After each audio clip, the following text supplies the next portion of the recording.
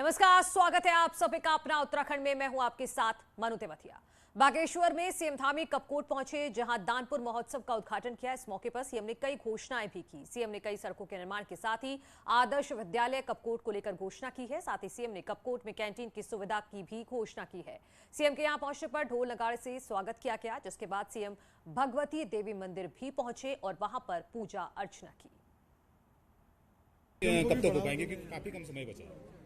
देखिए, जो भी हम घोषणाएं करते हैं सबके शासनादेश निकलते हैं, और जो हमने घोषणाएं करी हैं, कानपुर हमारा बहुत पिछड़ा क्षेत्र है और यहाँ कानपुर की अपनी संस्कृति है। यहाँ के लोग बहुत ही ईमानदार हैं, बहुत सरल हैं, सीधे हैं और लगातार अपनी संस्कृति को आगे बढ़ाने के लिए काम कर रहे हैं, अपने क्षेत्रों को आगे बढ़ाने के लिए काम कर रहे हैं। हम सभी पर काम करेंगे और हम जो भी घोषणाएं कर रहे हैं उनको जल्दी धरातल पर उतारेंगे।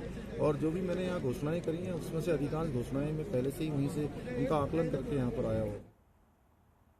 इससे पहले देहरादून में आत्मनिर्भर उत्तराखंड कार्यक्रम में सीएम धामी शामिल हुए। साल 2025 तक उत्तराखंड हर क्षेत्र में अग्रणी और आत्मनिर्भर राज्य बनेगा। सीएम धामी ने ये बात शनिवार को देहरादून में आयोजित आत्मनिर्भर उत्तराखंड समिट में कही।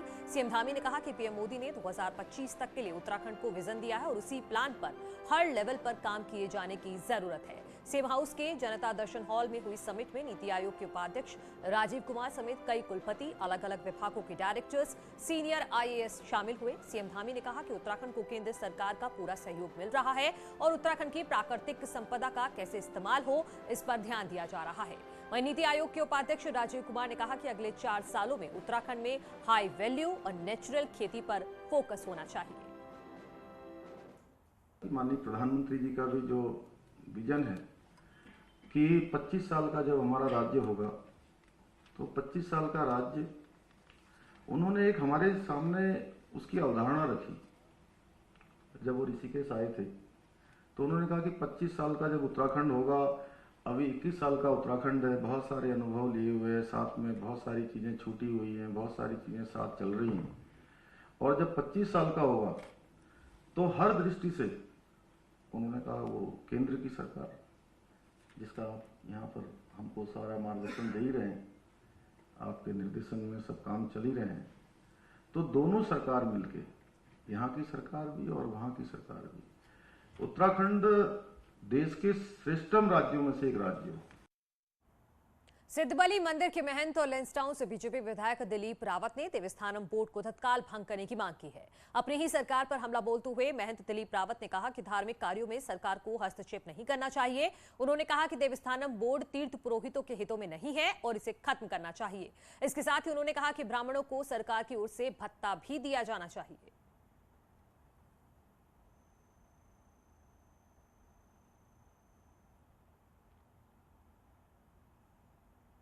है कि धार्मिक कार्यों में सरकार को हस्तक्षेप नहीं करना चाहिए।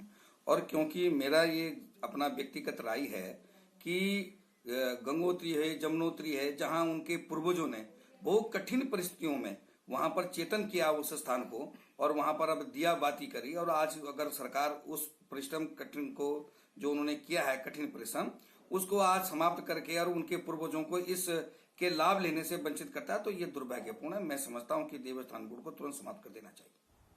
उत्तराखंड में देवस्थानम बोर्ड को 2 साल पूरे हो चुके हैं। 27 नवंबर 2019 को त्रिवेंद्र रावत कैबिनेट ने बोर्ड बनाने का फैसला किया था और तभी से इसका विरोध चल रहा है। मुख्यमंत्री पुष्कर धामी का कहना है कि इसके लिए मंत्रियों की सब कमेटी बनेगी, जो 2 दिन में हाई पावर कमेटी के फैसले को देखेगी और अपना पक्ष बताएगी। ये अंतिम रिपोर्ट आ गई है और अंतिम रिपोर्ट आने के लिए हम मंत्रिमंडल की एक समिति बना रहे हैं, जो अगले 2 दिनों में उस रिपोर्ट का अध्ययन करेगी और उस रिपोर्ट का अध्ययन करने के बाद वो उस पर हम कार्रवाई करेंगे। उत्तराखंड विधानसभा का सत्र गैरसैंण में होगा या देहरादून में, ये फिलहाल तय नहीं है। नेता विपक्ष प्रीतम सिंह का कहना है कि सरकार अगर हिमालय में भी सत्र कराए तो वहां जाने को भी तैयार है। प्रीतम सिंह ने कहा कि हमारे कंधे पर बंदूक रखकर कहा जा रहा है कि विपक्ष ठंड में गैरसैंण में सत्र नहीं चाहता, जिसमें कोई सच्चाई नहीं है। प्रीतम सिंह ने यह भी कहा है कि विधानसभा स्पीकर और संसदीय कार्य मंत्री हमारे कंधे निर्णय सरकार नहीं दे पा रही है। अब हमारे कंधे पर बंदूक रख करके कि नेता प्रतिपक्ष जो है वो चाहते हैं देहरादून में हो, तो मैं स्पष्ट करना चाहता हूं कि सरकार जहां चाहे वहाँ सतराहुत करें। अगर आप हिमालय की चोटी पे भी करना चाहते हैं, हम वहाँ आने के लिए भी तैयार हैं। राष्ट्रपति रामनाथ कोविंद 28 और 29 नवंबर को हरिद्वार दौरे पर रहेंगे। पहले राष्ट्रपति पतंजलि विश्वविद्यालय के दीक्षांत समारोह में शिरकत करेंगे। उसके बाद 29 नवंबर को देव संस्कृति यूनिवर्सिटी में आयोजित कार्यक्रम में भी शामिल होंगे। उनके दौरे को लेकर प्रशासन ने सभी तैयारियां पूरी कर ली हैं। हरिद्वार के डीएम ने बताया कि पतंजलि विश्वविद्यालय के दीक्षांत समारोह में राष्ट्रपति रामनाथ कोविंद 5 घंटे तक कार्यक्रम में मौजूद रहेंगे। इस दौरान उनके द्वारा पतंजलि विश्वविद्यालय के नवनिर्मित भवन का लोकार्पण और एक नए भवन का शिलान्यास भी किया जाएगा। उन्होंने बताया कि उनके दौरे को लेकर सुरक्षा व्यवस्था चाक चौबंद है। ये कल माननीय राष्ट्रपति जी का दिनांक 28 को पतंजलि जो यूनिवर्सिटी है यहाँ पर उनका एक दीक्षांत समारोह है, वो उन्हीं के करकमलों द्वारा संपन्न होना है। उनका मुख्य कार्यक्रम इसीलिए वो यहाँ रहे हैं और लगभग 5 घंटे का उनका कार्यक्रम है। राष्ट्रपति रामनाथ कोविंद अपने 2 दिवसीय दौरे पर उत्तराखंड आ रहे हैं। 28 नवंबर को राष्ट्रपति परमार्थ निकेतन घाट पर गंगा आरती में शामिल होंगे। साथ ही रात्रि विश्राम भी परमार्थ निकेतन में ही करेंगे, जिसको लेकर प्रशासन ने सभी तैयारियां पूरी कर ली हैं। प्रशासन ने सुरक्षा के भी चाक चौबंद इंतजाम किए हैं। माननीय राष्ट्रपति महोदय के लिए परमार्थ निकेतन पर उनका विजिट है, सफल बनाने के लिए जो हेलीपैड है उसका निरीक्षण कर लिया गया है। उनके गरिमा के अनुरूप जो कमरे हैं उनका चयन कर लिया गया है। उनके भोजन, उनके खान पान, उनका सुरक्षा की दृष्टि से भी यहाँ पर सर्व तैयारियाँ सुनिश्चित कर दी गई। देहरादून में सरकार ने सैन्य धाम बनाने का फैसला लिया है, जिसके लिए नैनीताल जिले से भी शहीदों के घरों की मिट्टी जमा की गई। यही नहीं, सरकार शहीदों के परिवार वालों को सम्मानित भी कर रही है। शनिवार को हल्द्वानी में ऐसे ही शहीद परिवारों को सरकार के 2 कैबिनेट मंत्रियों ने सम्मानित किया और शहीदों की शहादत को याद किया। हम किसी शहीद को वापस नहीं ला सकते, लेकिन उसकी शहीद की यादों को हम जिंदा रख सकते हैं। उन शहीदों के सम्मान में एक विशाल सैन्य धाम हम देहरादून में बनाने जा रहे हैं। उसके लिए हमने संकल्प लिया है कि हर शहीद के घर की पवित्र मिट्टी पूरे प्रदेश के अंदर 1734 शहीद परिवारों से हमने संपर्क किया है। उस घर की पवित्र मिट्टी को एक कलश में लेकर हम देहरादून जा रहे हैं और उससे वहाँ पर विशाल सैन्य धाम का निर्माण होगा। हमारे यहाँ इतने अधिक मात्रा में देश सेवा में हैं लोग कि मैं समझता हूँ कि प्रदेश की जनसंख्या के हिसाब से कहीं इतने नहीं होंगे। आज सरकार ने धामी जी के नेतृत्व में ये कार्यक्रम किया है, बहुत अच्छी बात है। चुनाव नजदीक आते ही कोटद्वार कालागढ़ मोटरमार्ग बंद होने का मामला राजनीतिक रंग लेता जा रहा है। कालागढ़ में चुनावी जनसभा करने पहुंचे पूर्व कैबिनेट मंत्री सुरेंद्र सिंह नेगी ने बीजेपी सरकार को कालागढ़ रोड बंद होने का दोषी बताया। नेगी का आरोप है कि सरकार की नाकामी के कारण सड़क बंद हुई, जिसकी वजह से एक ही विधानसभा में एक हिस्से से दूसरे हिस्से में जाने के लिए लोगों को उत्तर प्रदेश से होकर जाना पड़ता है। दिक्कत होती है हमें यूपी के रास्ते जाने से, और ये रामनगर की भी रोड बंद हो चुकी है और कोटद्वार की भी बंद हो चुकी है, इसलिए हम बहुत परेशानी उठा रहे हैं। काशीपुर निकल के जाना पड़ता है, इधर अफजलगढ़ साइड से जाना पड़ता है, या इधर कोटद्वार जाते हैं तो यूपी से निकल के जाते हैं हम। बीच का ये जो पोर्शन था इसके लिए सर्वे भी करवाया और इसकी अनुमति भी दिलवाया और इस पे सर्वे भी हुआ। उम्मीद कर रहे थे कि इस पे काम ये सरकार करेगी, लेकिन इन्होंने काम तो किया नहीं।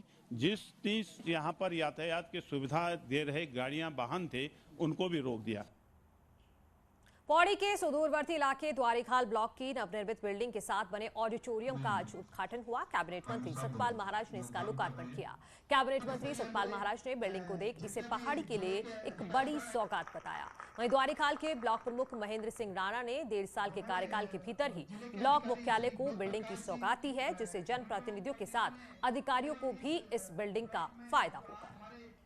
कि आज आपके सामने हमने 1.5 साल के अंदर, और उसमें 7-8 महीने कोरोना के भी रहे, 1.5 साल के अंदर ये भव्य बिल्डिंग बना के तैयार करी है। बीडीसी हॉल हमारे प्रधान पंचायत प्रतिनिधियों के लिए बहुत अच्छा सा हो गया है। रुड़की में क्वांटम विश्वविद्यालय का आज पहला दीक्षांत समारोह मनाया गया, जिसमें 624 स्टूडेंट्स को ग्रेजुएट और पीजी की डिग्रियां दी गई। वहीं एक छात्रा को चांसलर मेडल, 12 छात्रों को गोल्ड, 7 को सिल्वर और 4 छात्रों को ब्रॉन्ज मेडल से सम्मानित किया गया। इस कार्यक्रम को उच्च शिक्षा मंत्री धन सिंह रावत ने छात्रों को ऑनलाइन संबोधन भी किया। क्वांटम यूनिवर्सिटी के कुलपति अजय गोयल ने कहा कि आज उनके संस्थान के छात्र देश विदेशों में अपनी सेवाएं दे रहे हैं और कॉलेज और प्रदेश का नाम रोशन कर रहे हैं। एज यूजुअल इंजीनियरिंग में, मैनेजमेंट कोर्सेज में, ग्रेजुएशन कोर्सेज में, पैरामेडिकल टाइप जो बीएससी रेडियोलॉजी है, जैसे मास कम्युनिकेशन में, ऐसे अनेकों फील्ड में शिक्षा प्रदान कर रहा है। आगे बढ़ते हैं। खबर रुद्रपुर से है। डिग्री कॉलेज में दो युवक आपस में भिड़ गए। पुलिस की मौजूदगी में ही एक युवक ने दूसरे युवक को लात घूंसों से पीटा और उसको घायल कर दिया। हालांकि पुलिस के साथ ही अन्य लोगों ने बीच बचाव कर पूरे मामले को शांत कराया। पीटने वाले युवक का आरोप था कि दूसरा युवक कॉलेज में पेपर देने आई उसकी बहन से छेड़छाड़ कर रहा था। दूसरे युवक ने छात्रा को अपना दोस्त बताया।